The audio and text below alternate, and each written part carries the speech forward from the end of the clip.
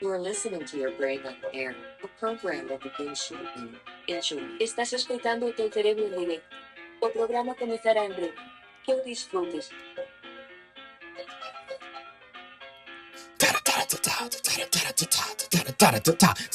Good afternoon, everyone. Welcome back to Your Brain on Air. I am your host, Ollie Vogt Larson. And guess what, ladies and gentlemen? June is on its way. June is almost here. And you know what that means? This is like oh my goodness, this gosh darn cat. What? Sorry, there's a cat in the room. Hi, Miss Girl. She's just, I think it's because it's very warm today.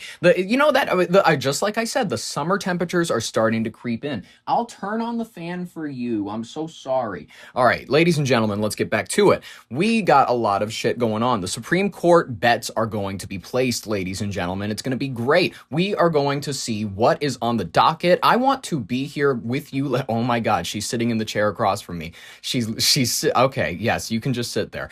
This is so cute. Don't yawn at me. I'm trying to talk about the Supreme Court right now. I love you. Okay, just sit there for now, please. Just sit there. The AC is on. You should be okay. All right. I'm just gonna, let's talk about birthright citizenship. Let's talk about all of the shit that's going down on the Supreme Court's docket. Because admittedly, this is fun to place bets on. But people do Kalshi. People do all of that degenerate gambler shit. That's not for me. All right. I'm into the old school betting pools. You call your dad on the phone and then he's like, yeah, I think that he's going to like fire his AG next. And you're like, well, I think he's going to fire the health secretary next.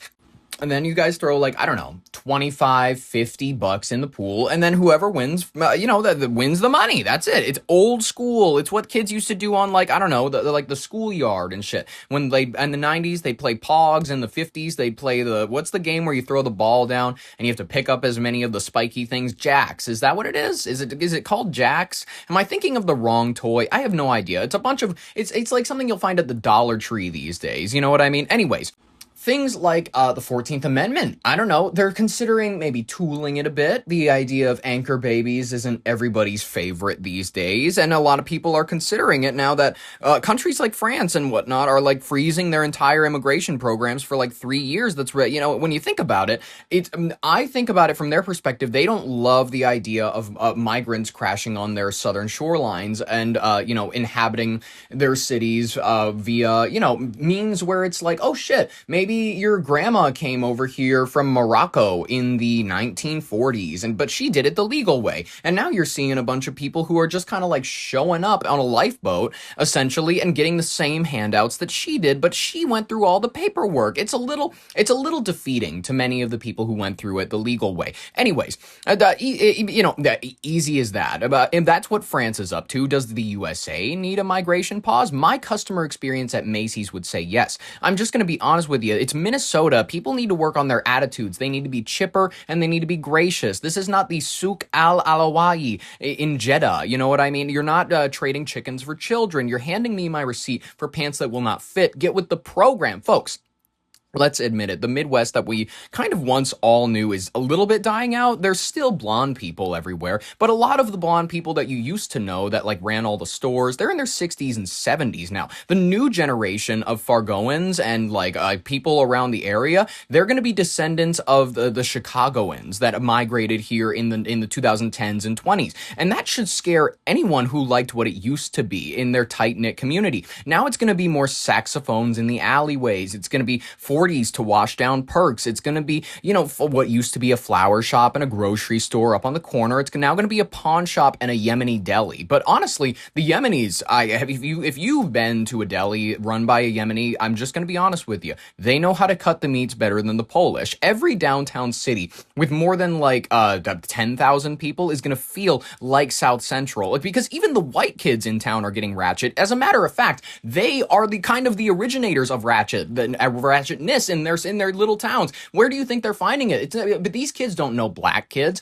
I'm just going to be honest with you. In these little small Minnesota towns, it's all on the phone. They're looking up gang videos. They're looking up to people like, I don't know, Travis Scott. You know what I mean? These people that are just into diluting themselves with medicine and like cold medicine in their fucking Sprite. You know what I mean? And by medicine, beforehand, I meant like Perk 30s. I meant methamphetamines, all this shit that you can get over the counter these days. I'm going to be honest with you. It's kind of scary. They're flashing guns at dudes at hot dog stands. There was this white boy in downtown Fargo just the other day. I want to actually pull up this story, as a matter of fact, because I want to give this kid the shaming campaign he deserves.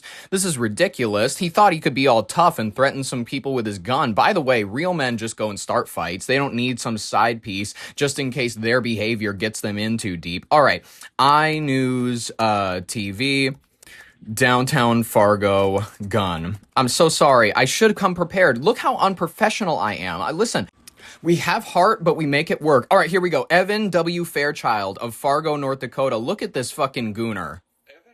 Fairchild of Fargo has been charged with felony terrorizing. This kid should be starting a garage band. Look at this kid. He's got the stupid white boy haircut, not like the spiky hair that they used to have back in the 2000s. I actually kind of like that look. You know, the kids who like played fucking PS2 games and whatnot. They played Silent Hill, Resident Evil and whatnot. This kid has like the shaved white boy look that the kid who watched Jarhead with Jake Gyllenhaal and was like, I really like that look. And his shoulders are too broad. This kid, his neck is the same width as his head. It's very concerning. He looks, I'm just going to be honest, I don't like his visual appearance. You can tell that this is some fucking loser. Court records on May 24th at 1:57 a.m.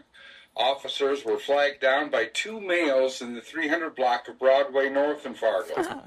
Both the victims stated that a male, later identified as a Fairchild, approached them near the hot dog cart and called them derogatory names in Spanish. Fairchild is a great name for him, by the way. His family, they all, I bet, are pasty and white, just like him. This is so funny. Fair and child. He's fair-skinned and he's childlike in nature. It's a perfect last name. He then lifted his shirt. He called them Spanish slurs? The fuck? Okay, wait a minute. Fairchild.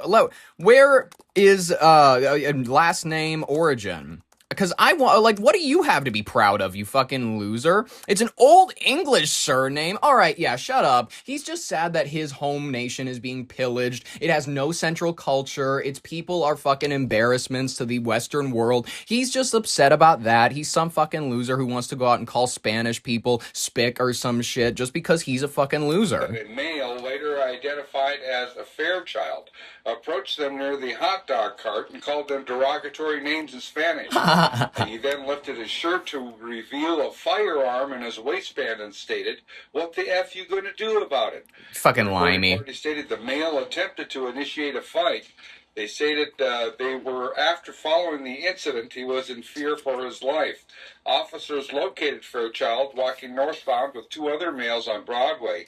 He was quickly detained upon reasonable suspicion of brandishing a firearm. Oh, fun. Doing so, the officer could see a bulge of what he knew to be the handle of a handgun. Cool guy. Well, anyways, ladies and gentlemen, that is Evan W. Fairchild of Fargo, North Dakota, calling brown people slurs because it's awesome. You know what I mean? According to him, the boy with no home culture, I'm just going to be honest with you, with no fucking sense of who he is, just wants to go out there and cause an issue for everybody else.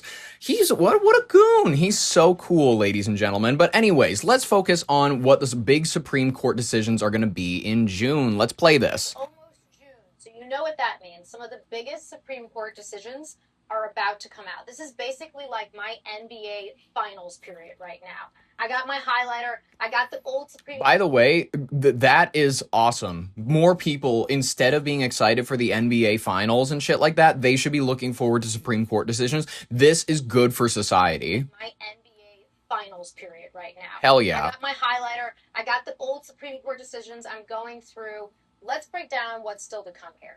Let's see. Birthright citizenship. Can the president try to basically rewrite the Constitution? The 14th Amendment says if you're born here, no matter where your parents are from, you are a citizen. For all intents and purposes, this has been the rule, except now the president, for the first time, is trying to ban it.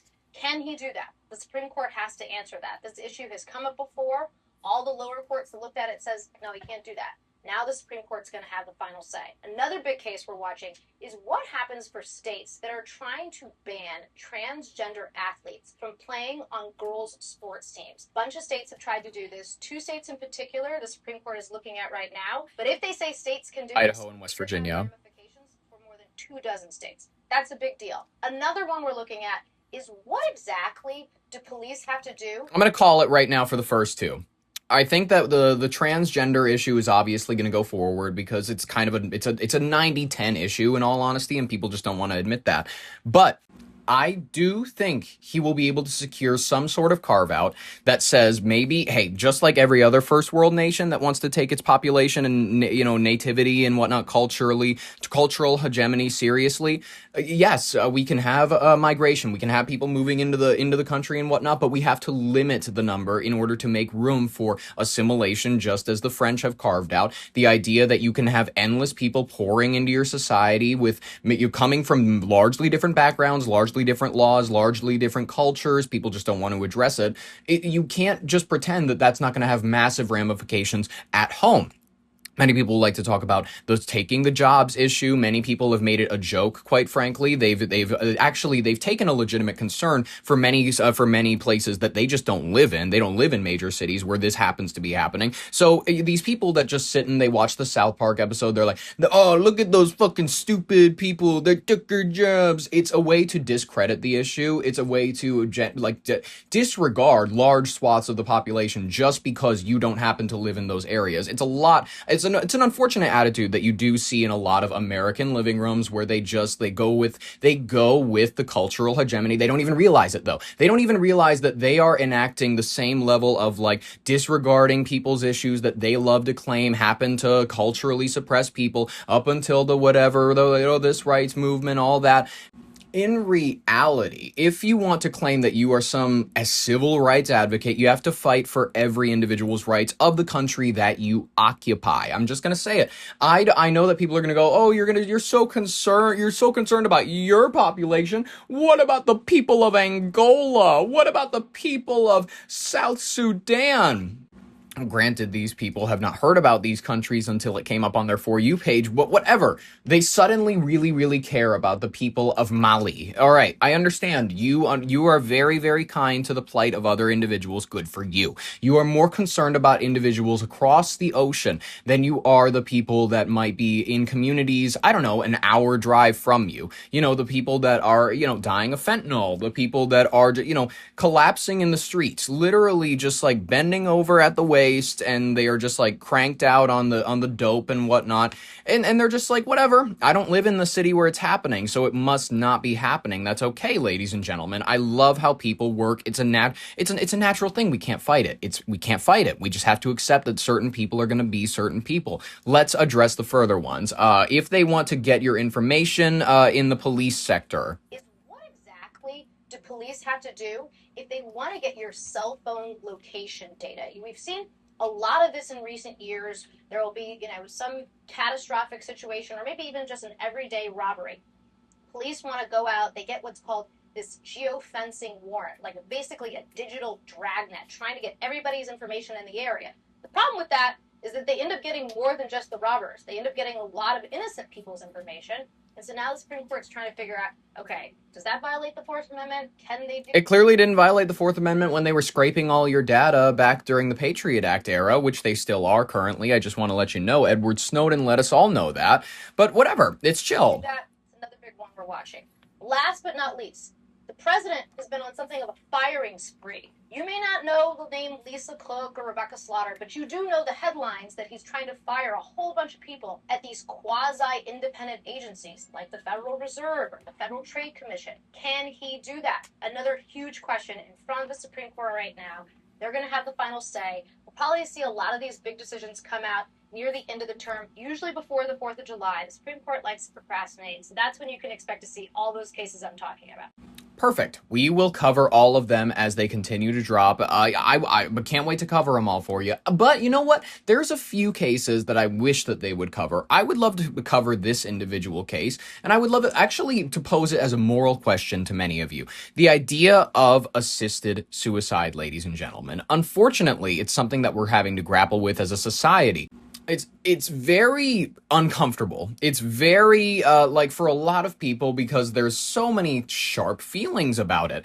But you know what? I just want to cut through the bull honky. I want to talk about an individual case that honestly just made me go, I think we need to, no matter how you feel about assisted suicide, government assisted suicide more specifically, I think we can all agree that cases like this are not a great idea.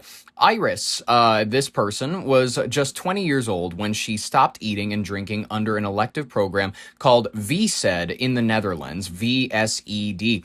Assisted suicide or euthanasia in general, it's becoming popular for teenagers experiencing emotional distress. And I want to, listen, I think we can all agree. We've seen teenagers, especially if you've been one, because let's be honest, most people have. You know that you can go through doldrums. You can have your moments where you think that what you're going through is profound. It's very concerning. It's something that no one else has ever experienced before. In all honesty, you're likely like one of the least unique people in the world. And you know why I say that? Because you're you. And unfortunately, that's something that everybody needs to think about and they need to consider. They need to kind of just sit with the understanding that not anyone in particular, they might have their individual likes, they might have their hobbies, they might have their things that they do particularly well or they think they do particularly well. But I love to think about this one like kind of moniker I like to go back to: never overestimate your worth. Anything that you are able to do, someone else can probably do it better than you can. And that's something we're all just going to have to live with. It's something that I live with every day. It's something that we all live with every day, the moment we wake up to reality. And listen, this person, unfortunately, 20 years old, is a little young to decide that you are done with this very big gift. Your brain isn't even done developing, according to most understandings that we have. The conversation has been reignited, though, by the tragic case of this woman, a 20-year-old Dutch woman. She ended her life in a protocol known as VSED, voluntary stopping, eating, and drinking, battling years of severe psychological trauma and emotional distress.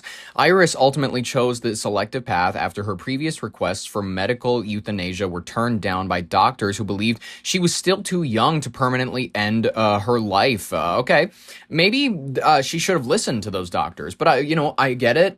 At 20, you think you're the smartest person in the world. Every person falls victim to this. The concept of VSED has traditionally been utilized by elderly or terminally ill patients to slip away naturally. It's an adoption by young adults, though. Suffering strictly from psychiatric pain is sounding the alarm bells globally. The phenomenon is highlighting the dramatic shift in the Netherlands, where a number of young people are seeking to end their lives on the psychological grounds. It has risen significantly, the rates of this, over the past few years. Critics are arguing allowing teenagers and young adults in emotional distress to utilize organized medical framework to dehydrate themselves to death is a catastrophic failure of modern psychiatric care, effectively offering a medicalized path to suicide instead of intensive long-term care or intervention of any sort. It seems like we're as a society, it seems like we're all going, okay, it's okay to let people slip away. In all honesty, when there are the ones who get caught up in despair, I'm never one to celebrate the idea that someone has left the earth. It's never a good thing. It's always a tragedy. It's always horrific. This person, obviously, they felt as though they had nothing to offer. They felt as though their life was leading to nowhere. I still think that there might be a chance for you in the next, 60, 70 years you may be alive. I don't know, maybe give yourself a bit of a chance. Let's hear about this case. Iris tried to kill herself twice. The first time, she tried to hang herself, but the hook broke. The second time, she slit her wrists. Both times, her father found her. After that second attempt, her psychologist suggested something else: euthanasia. In the Netherlands, patients as young... By the way, anyone who's going to their psychiatrist and still treating it like confession, like Catholics do, they get all reverent and they're like, well, they're the psychiatrist, they must know everything. Keep in mind, you're entrusting your mind, your body, your soul, essentially, to the science of a bunch of individuals who, admittedly, they were more interested in the idea of tooling around with people's heads, playing around with people's minds and whatnot. If you don't believe me about the, quite frankly, evil origins of modern psychology. Look into Sigmund Freud's past even for a little bit, and no matter who you are, you're going to be terrified and scared. You're going to think to yourself, oh, wait a minute. This is the basis that every head doctor I've been going to the last however many years, this is the basis that they've been going off of. Maybe I should have a little bit of, skepticism in this religion that we call Western medicine nowadays.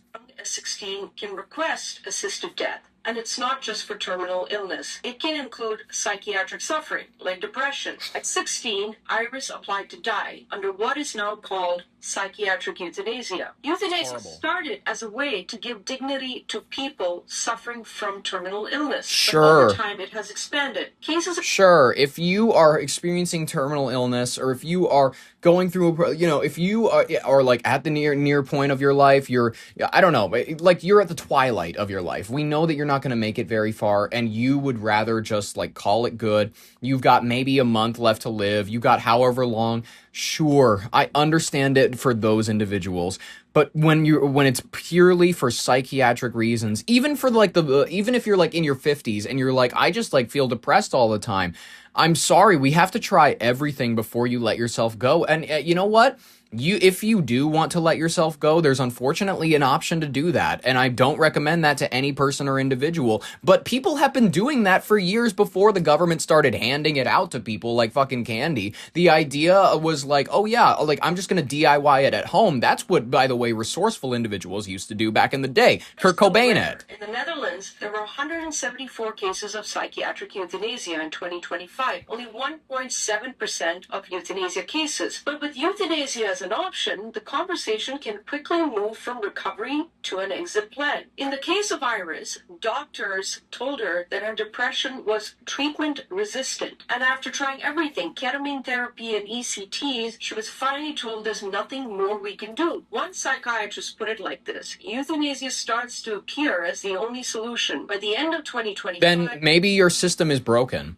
Maybe your system is broken if the idea is the only way for this person to stop suffering in their own head, the only way is for them to stop having a goddamn head. Maybe your system is broken. Iris was still waiting to hear back about her euthanasia application, but it no longer mattered because she chose a second path: voluntary stopping of eating and drinking, called VSET. In the Netherlands, this is often done under medical supervision, with hundreds of deaths happening every year. When she took her last breath, her father said she was smiling. She looked so happy, he said. I couldn't give her more love than letting her go. Iris died 5 days before her 20th birthday. You all sounded like miserable parents. I'm just going to be honest with you. If this was your only situation, people are going, oh, you sound horrible. You gave up on your daughter. You were willing to go along with her head delusions. You were willing to go along. And I know you're going to go, you don't understand their experience. You weren't there. You weren't there for the nights of crying. You weren't there for the experiences of whatever. You gave up on your daughter. End of story. I'm not going to condemn these people. I refuse to condemn them because I understand that they made their choices and they're happy with them, clearly. And they think that their daughter was happy with them. You know what I mean? It's unfortunate, but they think that their daughter was happy. I hate it. It's unfortunate. But honestly, can we at least as a country come to the conclusion that maybe for psychiatric reasons, we're not talking about the terminally ill. We're not talking about people that have however long to live. We're talking about people that have a treatable condition, that maybe their doctors, maybe even their parents are willing to give up on them. But I don't think society should be ready to give up on them. That's just my personal opinion, ladies and gentlemen. I don't think we should be ready to give up on these people, let alone be allowing our government to, subsidize these types of clinics, which is already happening in Europe, unfortunately. Ladies and gentlemen, let's talk about something else. Let's talk about something that's maybe a little less concerning to society as a whole. A doctor in the Congo is now claiming that the Ebola outbreak is, quote unquote, completely out of control. Now, listen, I don't want to be a panicking about it. I never try to be someone who's like, oh, we need to start buying gold. We all need to start investing in, canned food, because admittedly canned food isn't the best option. But This is Central Africa. Let me teleport you to where the story's happening on the front line of the Ebola outbreak, ladies and gentlemen. Medical workers, they're warning us all now that the Ebola outbreak is quote unquote, according to them, completely out of control. The World Health Organization has officially declared a global health emergency as suspected cases soar past 1,000 across the Democratic Republic of Congo and neighboring Uganda. Local doctors are describing a horrifying scene on the ground with overcrowded clinics completely overwhelmed and the virus claiming the lives of multiple doctors and nurses who are fighting the epidemic with virtually no protective equipment. Now, I'm just going to throw this out there. Maybe they were using that money at USAID, maybe they were not using it to trans the kids in Nigeria, as many people tried to make it sound like. Maybe some of it was used to buy medical. I'm just going to go out there on a limb and I'm just going to say maybe the transgender youth of the Democratic Republic of Congo, maybe they were not benefiting from it. I think maybe it was going to like clinics like this that we're seeing get burned down, unfortunately. The emergency is being heavily compounded by the critical lag in testing and the fact that the health workers are fighting a rare variant known as the Bugyo strain. Jesus God. Unlike the more common form of the virus, this specific strain has no approved vaccines or specialized treatments available. Furthermore, because initial medical screenings looked for the wrong strain of Ebola, the virus spread entirely undetected for weeks. Oh no. Local health officials admit that they are playing a desperate game of catch-up against a highly dangerous pathogen that is actively tearing through semi-urban areas and vulnerable displaced groups.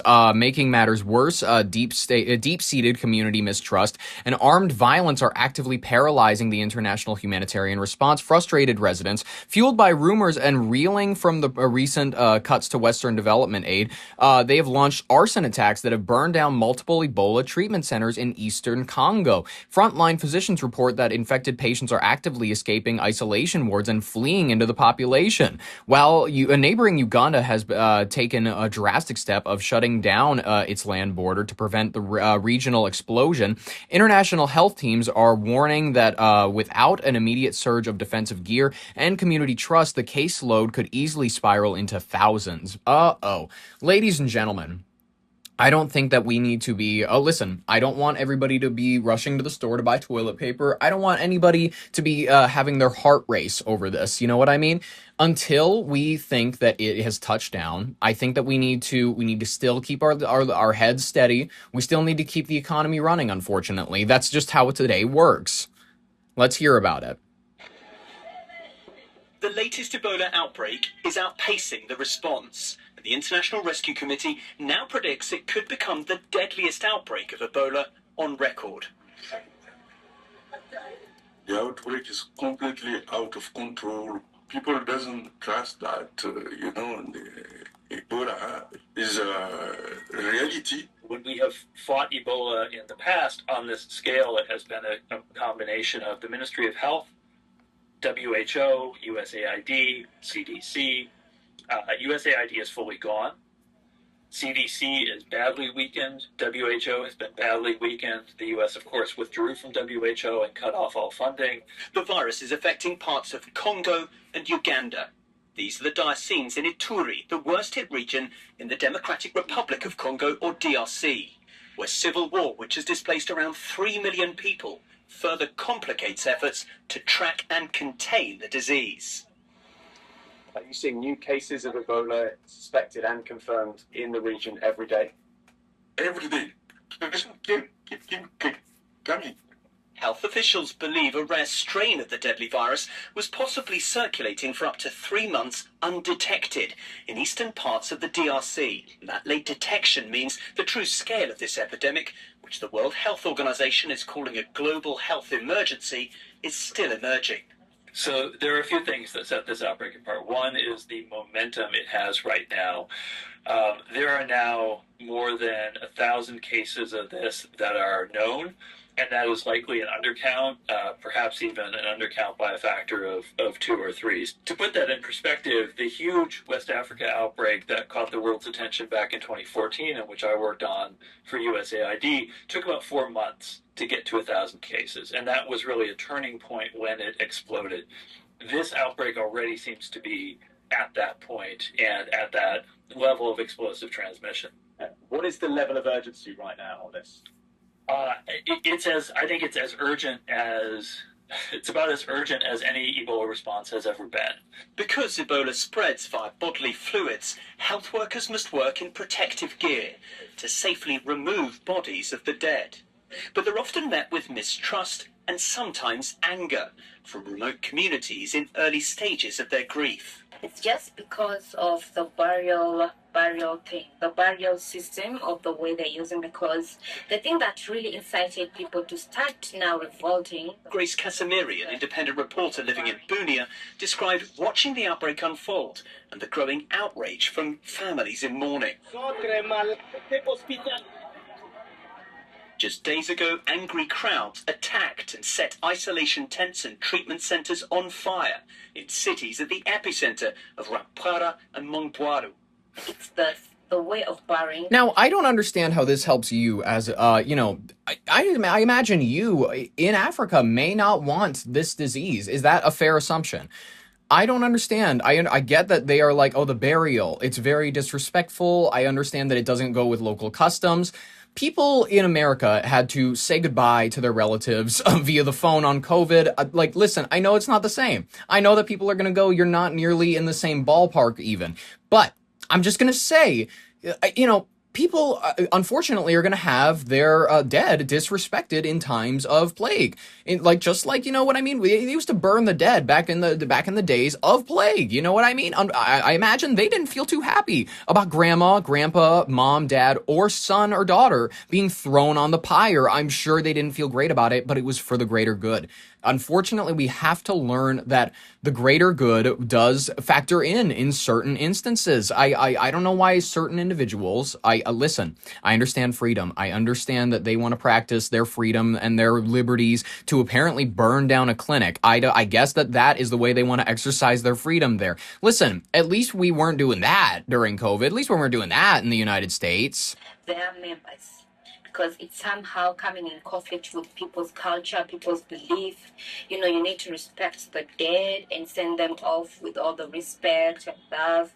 But now they're not given that chance. The situation becomes really very risky for all of us. Doctors operating in the epicenter of the outbreak tell us the fear and lack of trust from locals is so acute. Some symptomatic people are running away from isolation centres before their test results come back and potentially spreading the virus. When the symptoms start and there's a really very, very confused, when people doesn't have trust, so they are running with their virus. The doctors say a lack of hazmat suits and crucially lab testing capacity needed for accurate diagnosis and contact tracing is further undermining trust. Now I'm in the front line. I don't have a lab. So I can have a trust, I'm worried that the population start to lose trust on me. And much of the lab capacity in previous Ebola outbreaks, doctors and leading humanitarians tell us, was provided by the UN. Now, I want us to remember this. Just like the time of COVID, I want us to remember this. It's not the individual doctors. They don't realize that they are serving the agents of Satan that is Anthony Fauci. They don't realize that is happening. Listen, this guy is a perfectly trustworthy. I love his accent. I love it. It's very nice to listen to, and my sympathy goes out to him because this is an absolutely horrific incident. I feel absolutely horrible for him, and I hope that he gets all the help that he needs. Unfortunately, I don't think that he's going to because of just the way that we are organizing this whole system, this unfortunate situation. My heart goes out to him, and my heart goes out to the people that are suffering from this situation. Let's hear the last of this. Over the past year, there has been a significant reduction in American assistance. I imagine. The U.S. had a $900 million humanitarian assistance portfolio in eastern Congo in the final year of the Biden administration. That sounds big. It is big. It's one of the largest humanitarian crises in the world. That dropped to less than $200 million last year. And that cut in US aid, leading American NGOs say, is making it harder to fight the virus now and reduced the chances of detecting it. I mean, we need to throw some money into the pile. I understand the argument that other countries do need to put in more money. Admittedly, they do. Europe does need to pay a little bit more of its share, but that doesn't mean that we need to withdraw entirely from the pot. Earlier on. Well, I think It is almost certain that we. If you don't throw like a $5 in, you're not going to get a one beer from the case that your buddies buy. If you don't throw in a little bit, and by the way, the beer here, it's not a Busch Light. It's not getting Ebola, and that is what the beer is here. And other people that went in and they went and bought the case of beer. You didn't pay for the case of beer. You're not getting any of the beer. You're gonna get Ebola. I would have caught it earlier if USAID was still in place. USAID had a network of partners across this region of Congo. It had a mission, a permanent standing mission and team in Congo that was in regular communication. Jeremy Konyndyk served under Presidents Obama and Biden as a senior official in USAID, working to tackle COVID and international disasters. So I used to run that aid at USAID. What they're doing now is not any more or less efficient, but it's much smaller. There are fewer partners, there are fewer clinics, and I think that's not efficiency, that's just downsizing. And Congolese doctors on the front line against Ebola now appealing to the US to urgently scale up support. Please. People are really scared. It's our humanity, So my message is, we need attention. They need at least a little bit of money, maybe. Just a teensy. I'm not even arguing that we have to give them the entire... You do not have to give the child your 401k. They do not need to spend it all on Fortnite. But I don't think that they're spending it on Fortnite. I think that, you can just give them like an allowance. Just give them $20. It's really not a slice out of the pie. And you're willing to give that much to other foreign allies, admittedly. Okay, whatever. Marco Rubio says no more Ebola patients will be allowed into the United States. Wait, no more? What do you mean no more? Tell you about the fight against Ebola tonight. The Trump administration today, in a shift of U.S. policy, announced plans to set up a quarantine and treatment center in Kenya for Americans exposed to the deadly virus while they're overseas. In past outbreaks, patients were medevaced back here to the U.S. Secretary of State Marco Rubio now saying no Ebola patients will be allowed into the U.S. Here's senior national correspondent Mark Strassman. Starting today, Houston Bush International became one of 3 U.S. airports playing defense against Ebola. All Americans returning from 3 African countries will undergo mandatory enhanced screening. This Houston airport expects to average up to 50 screened passengers a day. We cannot and will not allow any cases of Ebola to enter the United States. In another sign of the growing African crisis, Uganda today closed its border with the Democratic Republic of Congo. The WHO has declared the deadly outbreak a public health emergency of international concern. For now, there is no vaccine. Africa said this is part of the team that is working on the vaccine. The Trump administration plans to set up a quarantine facility for Americans in Kenya. A former CDC official CBS News talked to called that move unethical and irresponsible because Kenya doesn't have the proper containment facility or much experience dealing with Ebola. One affected American missionary, Dr. Peter Stafford, has responded well in a Berlin hospital to antiviral and supportive treatments. Thank God. 6 other Americans have been transported to Germany and the Czech Republic for monitoring. Atlanta's airport and Washington Dulles also have this enhanced screening. New York's JFK will ramp up tomorrow midnight. And on everyone's radar with all this, international soccer teams and their fans are about to pour into the U.S. for the World Cup. No. Now 2 weeks away. Damn it. Mark Strassman on a big story for us tonight. Mark, thank you. Can we just cancel it? I understand that people are going to make a lot of money from it, and that's the real reason we're doing it, but I'm just going to be honest with you. I think that maybe it's just because I'm not a big fan of like soccer or any of that. Maybe it's just because of that, but whatever. I want to talk about reality. I want to talk about the situation we're living in right now, which is that, maybe the idea of going to LA, I know that you've heard the hype about it, but just play GTA 5. You're going to get probably the best parts of it. But you don't have to poison everybody. You don't have to kill everybody just so you can go, don't they have TV where you're at? I understand that a lot of these people might be coming from third world countries. That's exactly why we're so concerned. But I think Do they have TV wherever you're coming from? Portugal? I imagine they make TVs in Portugal. Maybe that's just crazy of me for assuming that other places have what we have. Whatever. I want to talk about the rapid fire section of today's headlines, ladies and gentlemen. A lot of things that I want you to know about in order to keep your media diet healthy. I just want to talk about some stuff that's fun. I want to talk about some stuff that doesn't really matter. I want to talk about just some intermixing of stuff that I can't dedicate 3 to 4 paragraphs to. So, NASA is sharing plans for a moon base. This will be a Truman Show level massive set that they will need to construct in order to pull this one off. America is returning to the moon, NASA announced, as it is leading a global team of innovators across the international space agencies, industries, academia to build a moon base and establish a human presence on the moon. All right, this was announced by the gentleman with the ears. You know exactly who I'm talking about. America is returning to the moon. Why? We are working alongside our many international and commercial partners to leverage the incredible capabilities from commercial industry to build a moon base.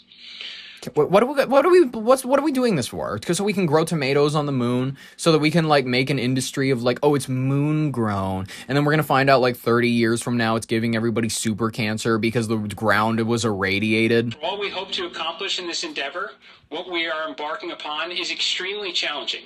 And we know so little from what is a combined 80 hours of lunar astronaut EVA time across the Apollo missions, and that was more than a half century ago. Wow. So we are not jumping right into the glass dome moon base as a service. As we announced during the ignition event, we intend to take an iterative approach, sending a demand signal to industry for a lot of landers and rovers and tech demonstrations. So here's what they're going to do. They're going to, when we watch your loved ones get into the pod, and then they're going to be like, oh, I'm going to space for like a weekend or whatever. They're going to launch, you're going to watch the pod go up. You're not going to realize that it was like a David Copperfield level trick where your family member, the moment they got in the pod, they were knocked out with a knockout gas. They were transported through the tunnel that you thought was the liftoff gear. That actually was a second, it was liftoff gear, but it had a tunnel down in between. It was like a tube that they traveled down, and then they got your loved one out. They sent up that capsule. No matter what, if it blows up, they'll just tell you it was an optical illusion. If it makes it up into the atmosphere, then it'll be like, oh shit, mom just went to space or whatever. And then you are going to, a week or so later, you're going to watch your family members touch down into the ocean, because that's the only place that we can effectively land them right now. But they are going to experience a week in like kind of weightless gravity, this weird sensation where, they're going to knock them out, take them to the massive set, and then that is what it's going to be like to live on the moon. And all the scientific payloads these missions can accommodate. So we are discussing 3 moon-based missions and a series of additional awards, with more missions to be announced in the months ahead.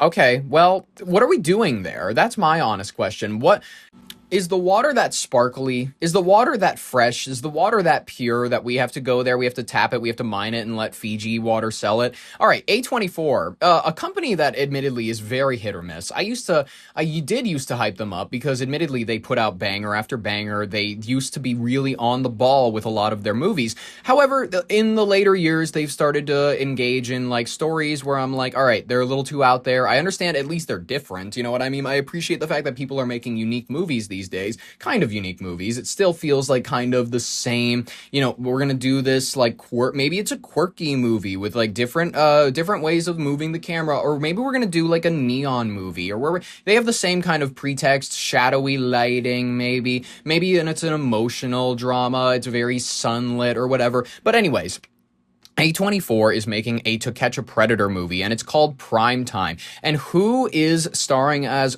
the host, Chris Hansen? Well, interestingly enough, it's an odd choice. I don't know if it could work. And people are already praising the accent. I think it sounds mid-tier. It's like a mid-tier Chris Hansen impression, but people are already saying he's perfect. People are already hyping him up. It is Robert Pattinson, ladies and gentlemen. He's a little overused at this point. I'm not saying that he doesn't deserve the success he has. Obviously, he deserves to get roles, he deserves to work, but I'm saying that it's the Zendaya effect, it's oversaturation, it's the Timothy Chalamet effect, where it's like, oh, this is the new Rat Pack, this is the new gen of the Hollywood stars we're gonna see every year. All right, whatever, let's see this trailer.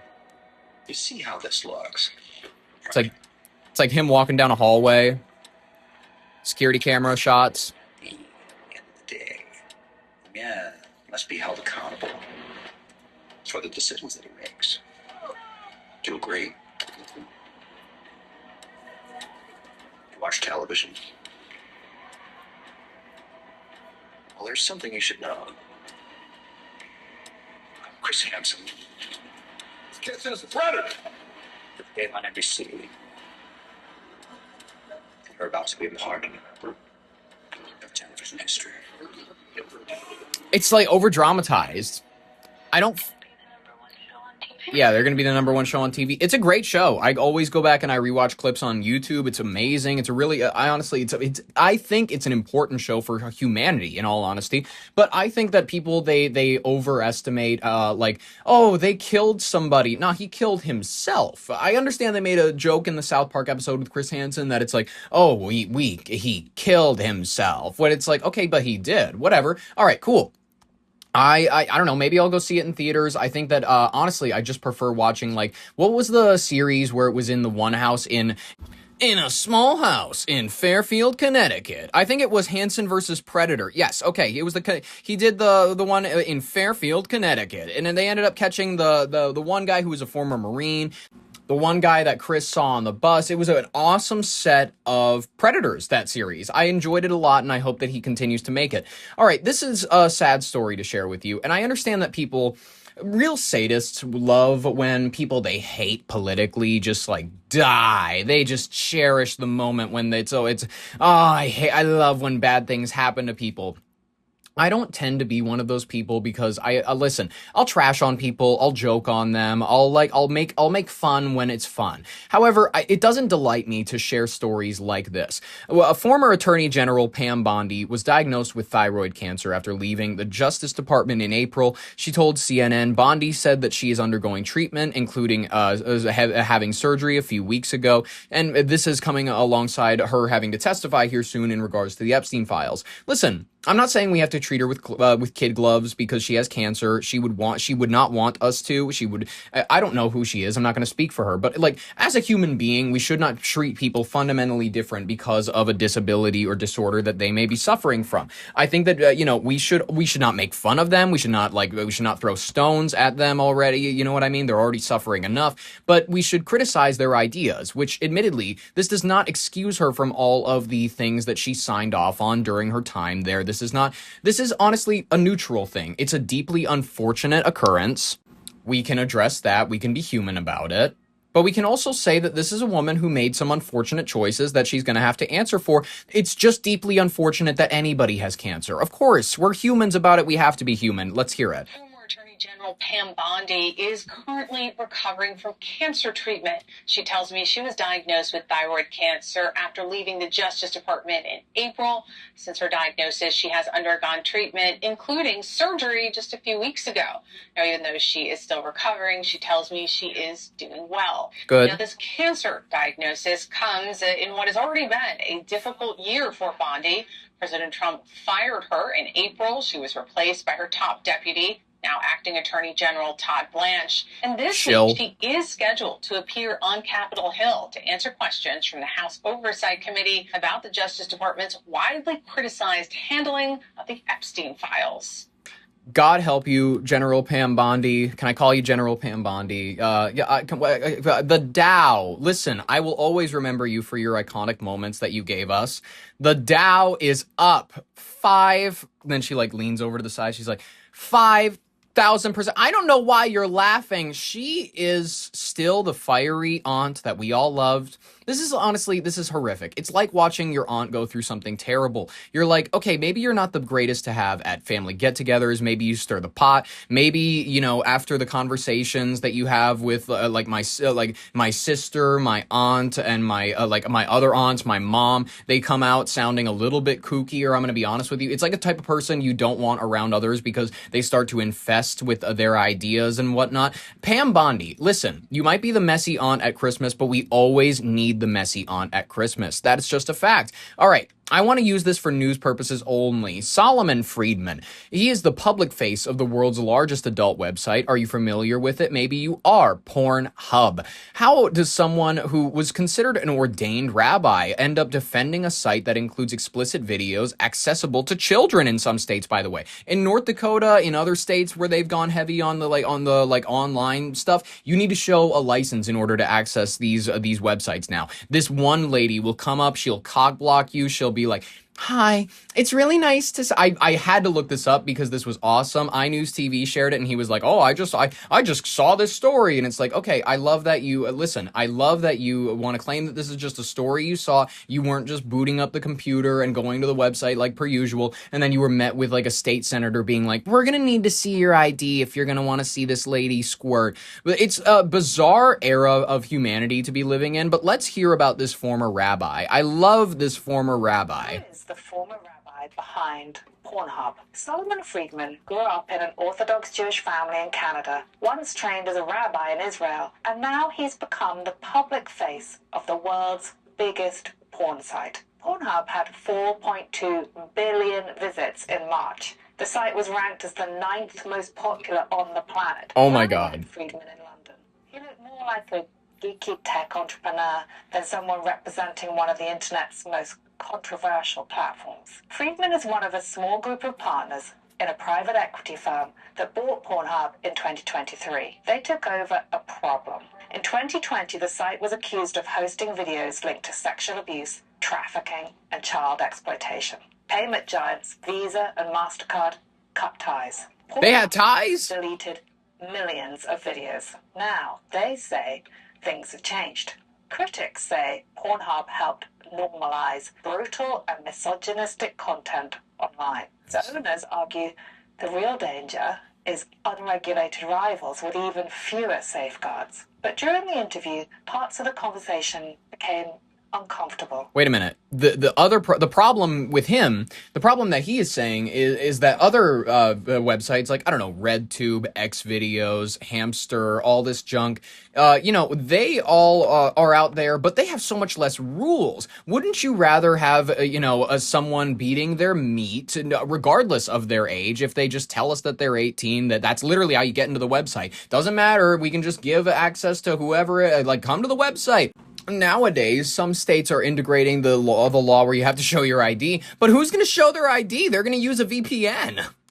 I raised the issue of language still appearing in some video titles, words like teen. They said Pornhub removed its teen category. I pointed out it had a category? But the titles were still there. One of the executives replied, it's legal. And that moment stayed with me. Because the debate around Pornhub is no longer just about what exists online. It's about what one of the most powerful websites in the world chooses to normalize. Right? All right. If that's what they're up to, that's what they're up to. There's a lot of normalizing going around in the tech industry these days. If you don't know, there is a girl bossification going around AI. Above here, we have this situation where people are going, oh, yes, porn is a big thing in society. We have to tackle it. We have to figure out, how it may be bad for some people's brains. It's like a thing that poisons the view of sex that people have. Admittedly, it might just not be a great idea entirely.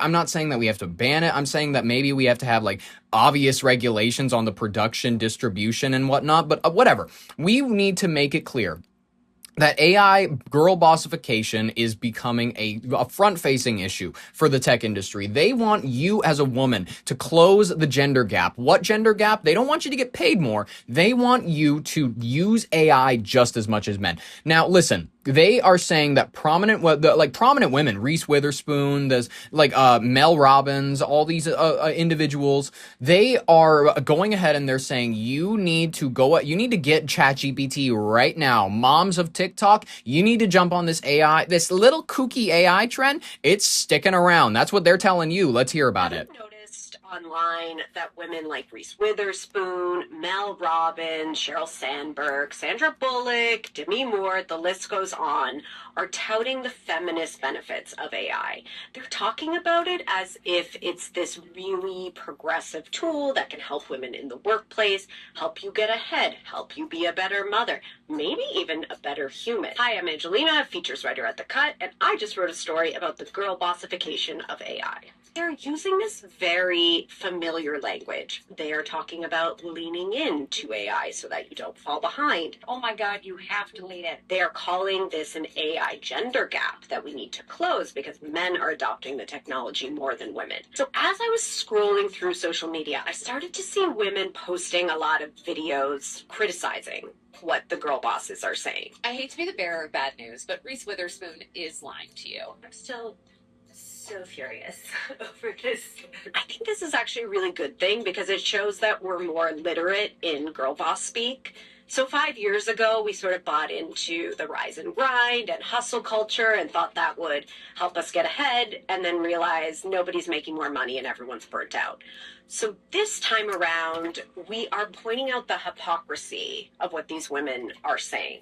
So instead of accepting that, yeah, this tool could be empowering, a lot of women are saying, maybe we don't want to adopt this because it's an unethical technology. We don't like how it's ruining the environment. We don't like that it's plagiarizing creative people's voices. And they're also pointing out, hey, Mel Robbins, looks like your post is sponsored by Microsoft and you stand to profit from us adopting AI. So I think that's a really good thing that we're not all getting on board with this. Another thing I noticed is that girl bosses themselves actually don't seem that excited about the technology. Yes, of course, they're using words like empower and thrive, but if you read between the lines and you read some of the responses they've given to the pushback, they are acknowledging, okay, yes, this really is going to devastate the planet and it might replace all our jobs. But, you know, guys, like, it's here. We have to make friends with the enemy and just get on board, which is not the same. That's the attitude I've heard from a lot of unfortunate voices, men and women alike. I'm just going to be honest with you. This attitude, no matter what gender it's coming from, the idea of leaning into your own destruction, I don't love the attitude of giving up. It actually kind of disgusts me. It makes me feel sick to my soul. My gosh, this cat will not stop meowing. I've got the AC on. I know it's warm. We've closed all the windows. What more do you want from me? Ladies and gentlemen, this cat, Miss Gui, good to see you. All right, ladies and gentlemen, we got one more headline, and then we will jump into our final story. I want to discuss the rumor that apparently the CIA tried to secure illicit backdoor access to the popular genetic testing platforms like 23andMe and Ancestry.com to scan the American public for hidden otherworldly genetic markers. All right. What could this mean? What does this... Well, okay, we got a Harvard professor, so you know that he's untrustworthy. Avi Loeb joining Jesse Werber in order to discuss this situation. Let's hear about it. A DNA test and find out you're not from where you thought you were, right? Maybe you grew up thinking you were Italian, but most of your DNA comes back as French. It happens all the time. But now I want you to imagine you're not from the planet you thought you were from. Maybe you already knew that. I know that sounds like science fiction, but the possibility is gaining a lot of traction in some UFO circles because on a recent podcast, science fiction writer and philosopher Jason Rezajani says he was told about a secret CIA program by former U.S. Army Sergeant Lynn Buchanan. And Buchanan seemingly claims that he's a psychic spy who worked for the government's remote viewing program during the Cold War and was approached by a group of aliens known as the Nordics who have been hiding out in plain sight, living quietly in small American towns. At least they're hiding out for now. Because according to Georgiani, Buchanan claims a UAP researcher named Christopher Kit Green believes he may have found a way to identify these secret aliens by searching for a specific non-human or hybrid genetic marker inside DNA databases like Ancestry and 23andMe. I grew up around many of these Nordic aliens that people love to discuss and talk about. I grew up in Minnesota. So the idea mentally that these creatures could be hiding among us, they could have integrated their DNA with us and whatnot, that's not that hard to believe when you meet people who were like 6'2" at like 12. And On the pie chart listing ethnicities, there's something sometimes called a wedge. It's called other, which means unknown, unidentifiable. So UFO theorists believe that could mean extraterrestrial. Now, to be clear, I get it. I know this all sounds unbelievable, right? And yes, extraordinary claims require extraordinary evidence, but as new UAP files continue to be released by the Pentagon, is it fair to at least ask whether some of these things that we once laughed off maybe deserve some serious scientific scrutiny? You know, I'm bringing in Avi Loeb, astrophysicist, Harvard professor, one of the leading voices pushing for a fact-based, evidence-first approach to the search for life beyond Earth. Avi, always good to see you. Happy to separate fact from fiction. This a real thing? Well, thanks for having me.